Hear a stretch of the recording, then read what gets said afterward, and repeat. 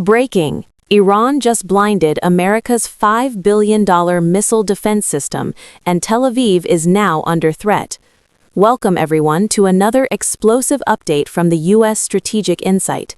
Today is the 11th of April 2026, and the Middle East has just witnessed one of the most shocking blows to U.S. military power in decades.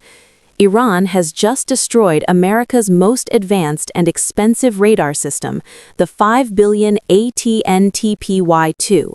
This is not just any radar. This is the United States' eye in the sky, the super powerful system designed to detect Iranian missiles from thousands of kilometers away and give Israel and America precious minutes to prepare. But in one bold and precise strike, Iran has blinded that eye completely. Tel Aviv is now under red alert. Sirens are screaming across the city. People are rushing into bomb shelters in panic as Iranian missiles fly toward Israel without early warning. And America, the superpower that once claimed total control over the region, is now in full panic mode. Reports are coming in that U.S. forces are rapidly moving personnel and equipment out of key bases. In simple words, America is fleeing. How did Iran manage to hit such a well-protected, high-value target? What does this mean for the safety of Tel Aviv and U.S. troops stationed across the Gulf? And why is America showing signs of hesitation and withdrawal at this critical moment? Today, we will break it all down step by step. How the strike happened, the immediate chaos in Tel Aviv, the crippling impact on U.S. and Israeli defenses, why Washington is choosing caution over escalation, the dangerous game now playing out in the Strait of Hormuz, and what this means for America's strategic position in the region as Russia and China watch closely from the sidelines. This is not just another missile exchange. This is a strategic turning point that could reshape the balance of power in the Middle East for years to come. If you want the unfiltered strategic truth, hit the like button right now, subscribe to U.S. Strategic Insight, and turn on notifications. Let's dive in. Let's move to the heart of this shocking development: how Iran managed to destroy one of America's most advanced and expensive radar systems, the ANTPY-2. This radar is often called the eyes of the sky for U.S. missile defenses in the Middle East. Built by Raytheon, it is a powerful X-band radar that can detect and track incoming ballistic missiles from more than 3,000 kilometers away. It doesn't just spot the threat, it precisely calculates the missile's speed, direction, and warhead type, then feeds that critical data directly to interceptors like the THAAD system. Without this radar, the entire defense battery loses its ability to independently search for and lock on to targets. It becomes much less effective, forced to rely on other sensors that offer limited coverage and slower response times. In simple terms, it is like removing the main camera from a high-tech security system. The alarms may still work, but you can no longer see clearly who or what is coming. Recent reports, supported by satellite imagery, indicate that Iranian strikes hit at least one of these high-value radar systems operated by the U.S. Army at Muwafaq Salti Air Base in Jordan during the opening phase of the conflict. Additional damage or destruction to similar systems has been reported at bases in the UAE and Saudi Arabia. Each unit carries a price tag estimated between $300 million and nearly $1 billion when including support equipment and integration costs. When multiple systems are affected, the total financial loss quickly climbs into the billions. How did Iran pull this off? They used a smart, low-cost approach. Instead of relying only on expensive ballistic missiles, Iranian operators launched swarms of cheaper drones and older cruise missiles as decoys. These cheap assets forced U.S. and Israeli defenses to fire their high-priced interceptors first, draining limited stockpiles and creating confusion in the radar network. Once the defenses were distracted and partially overloaded, the real strike package followed: precise ballistic missiles aimed directly at the radar sites. Satellite images released shortly after the attack show blackened debris, burned trailers, and heavily damaged antenna arrays at the Jordanian base. The once pristine radar installation now sits as a smoking wreck, its sophisticated electronic components reduced to twisted metal.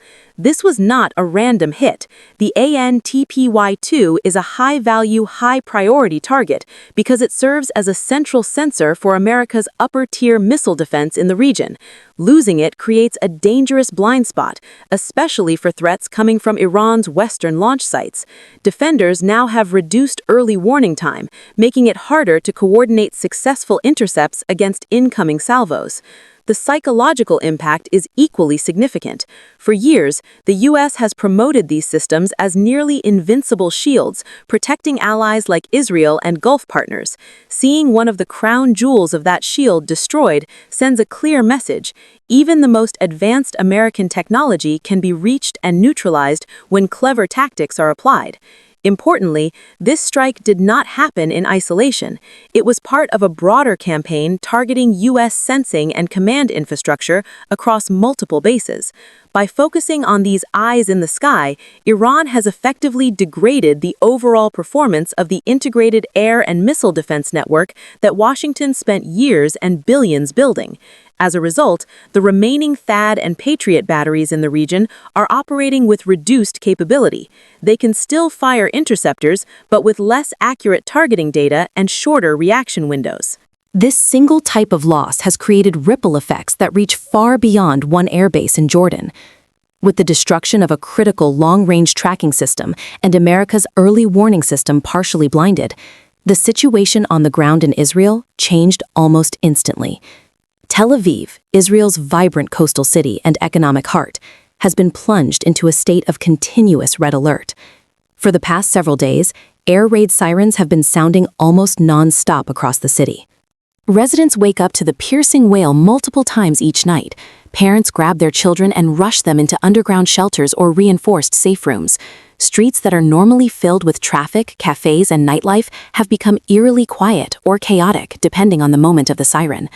Unlike previous rounds of conflict where warnings came with several minutes of advance notice, the loss of the forward-deployed ANTPY-2 radar has significantly shortened the reaction window.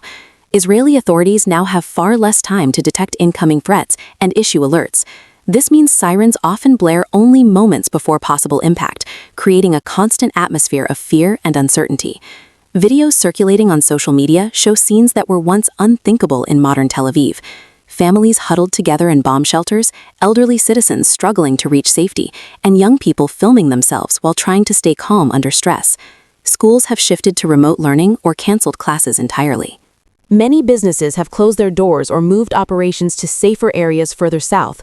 The city's famous beaches and promenade, usually packed with joggers and tourists, now stand almost empty. The economic cost is mounting rapidly. Each prolonged red alert forces factories to shut down, flights to be diverted or canceled at Ben Gurion Airport, and stock markets to fluctuate wildly. Analysts estimate that every full day of continuous alerts costs the Israeli economy hundreds of millions of dollars in lost productivity, disrupted supply chains, and canceled international deals. Hotels are reporting occupancy rates below 20% due to a large number of cancellations by foreign tourists.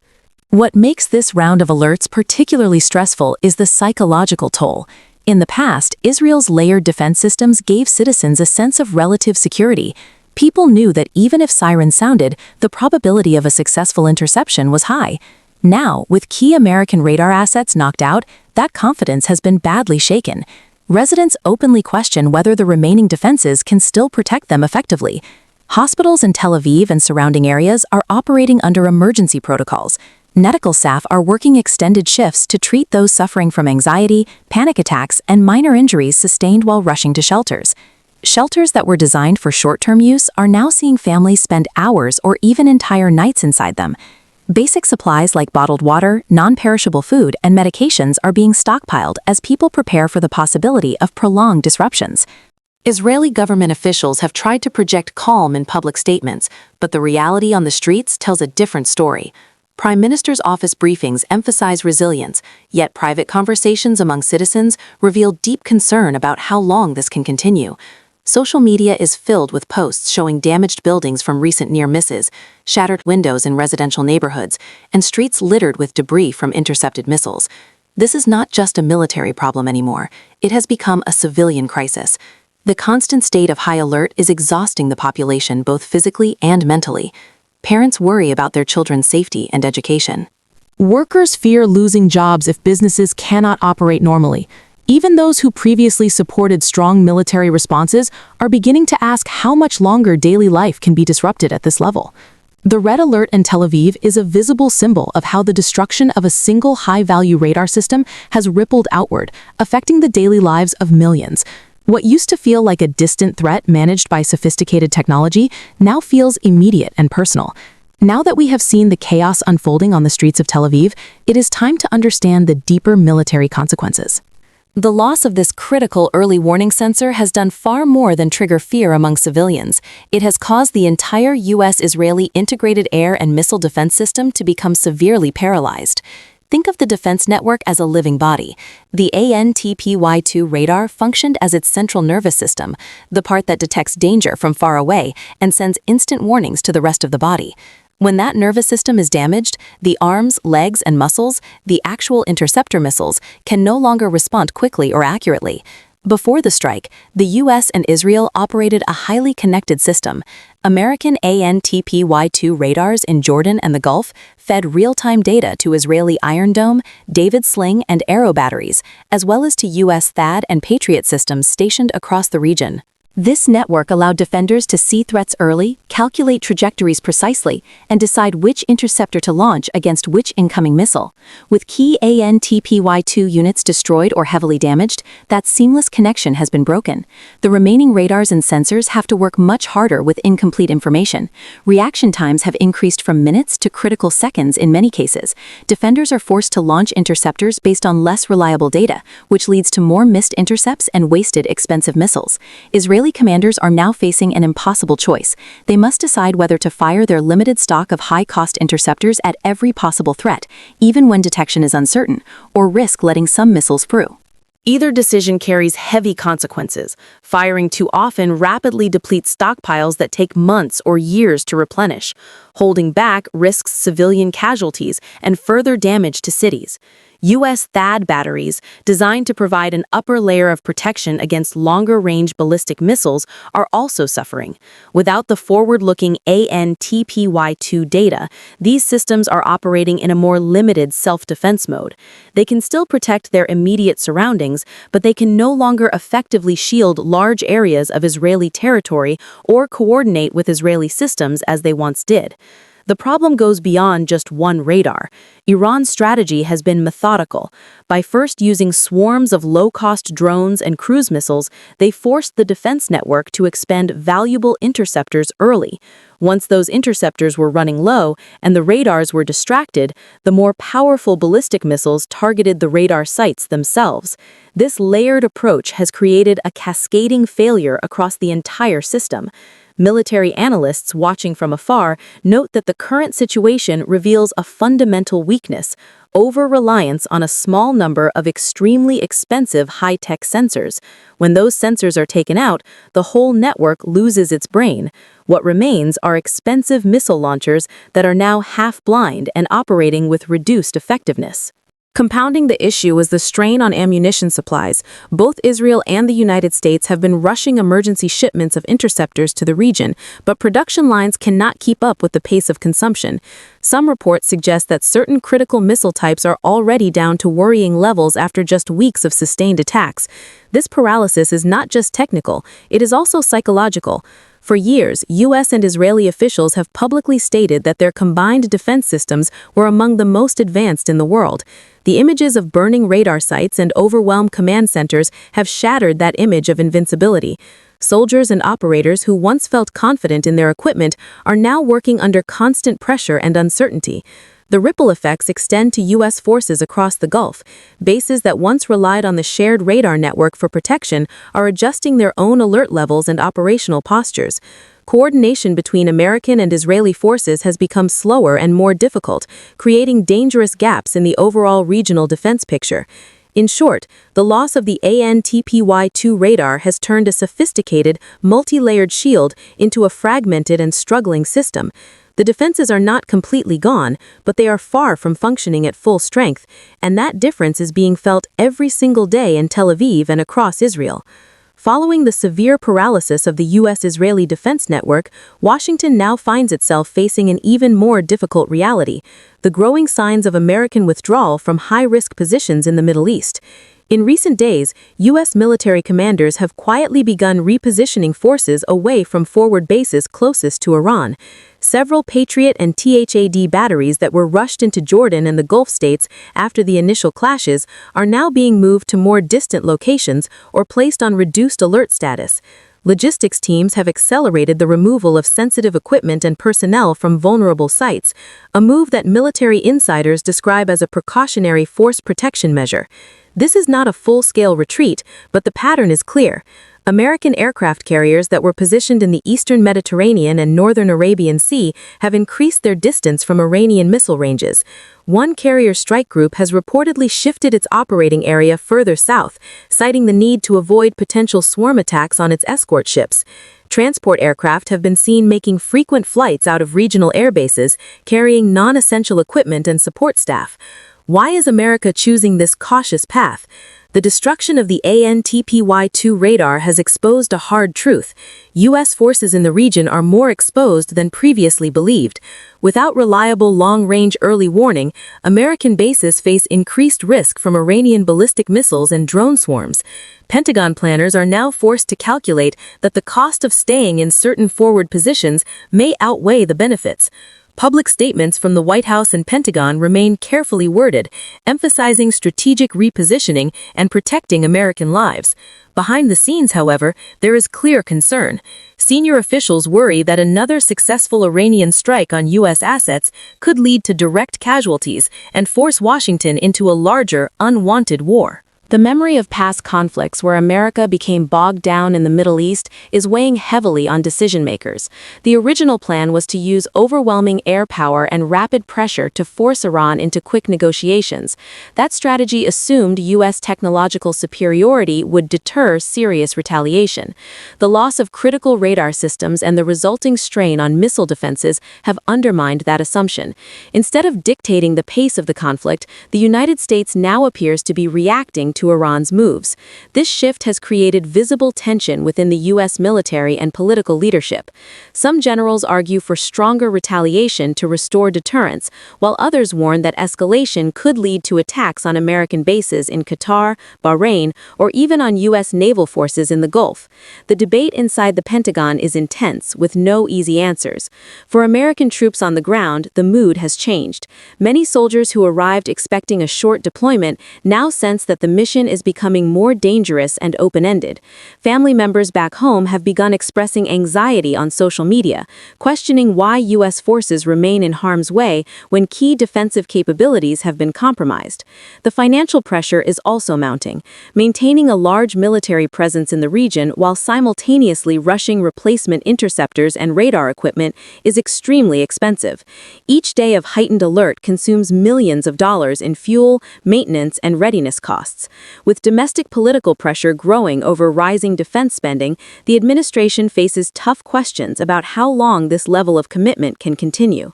America's allies in Europe and parts of the Gulf are watching these developments closely.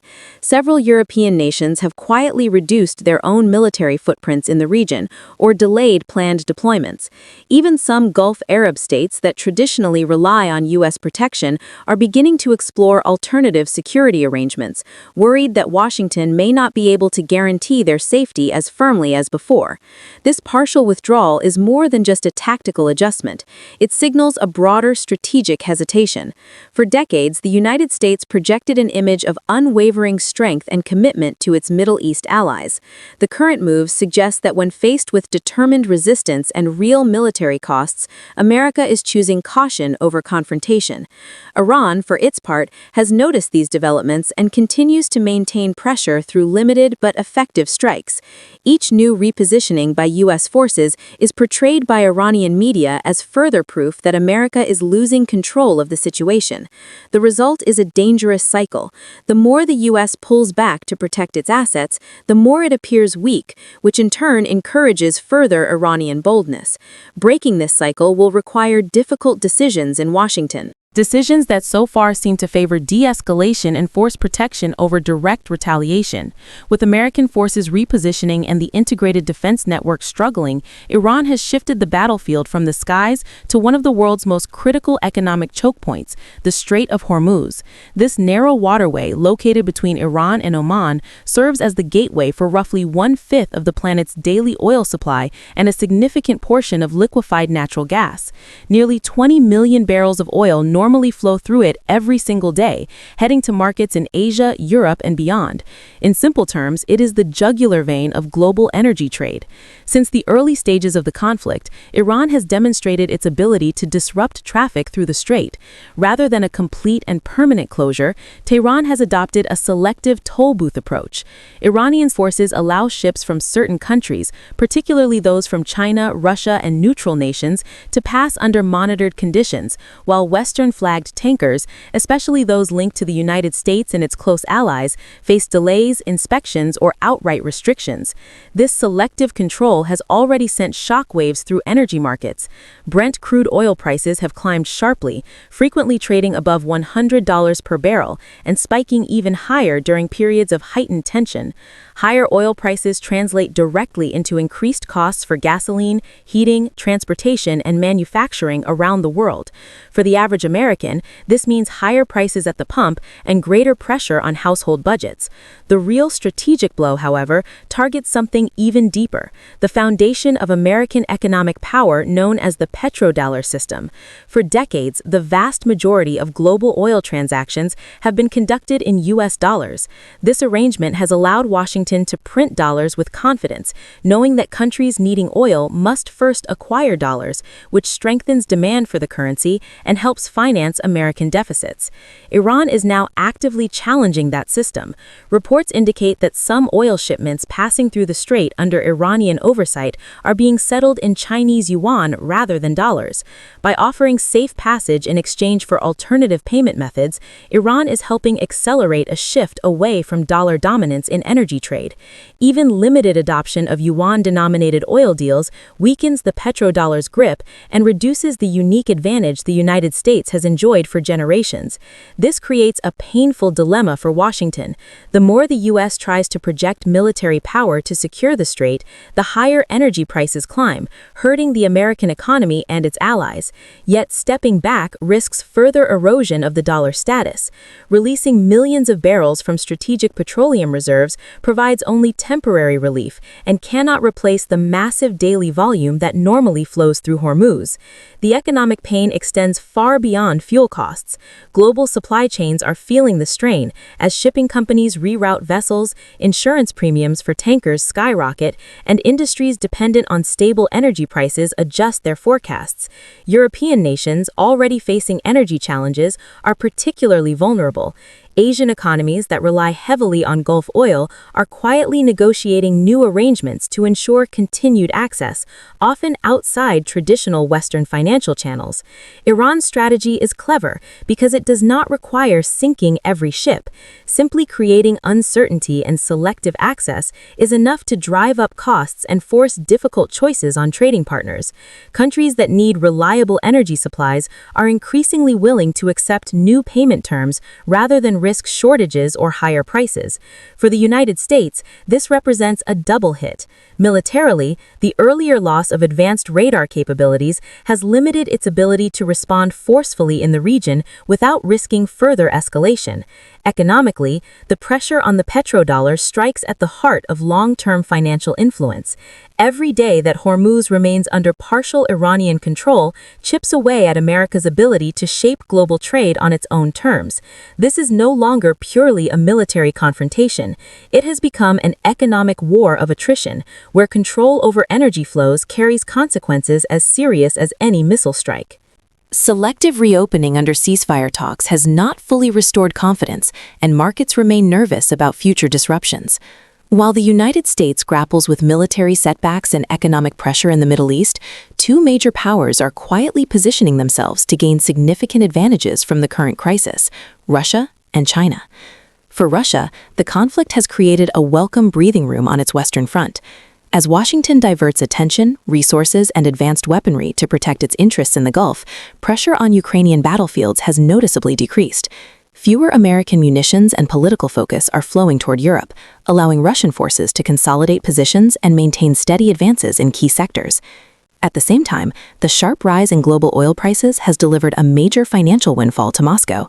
Higher revenues from energy exports are helping Russia offset the impact of Western sanctions and fund its long-term military and economic needs.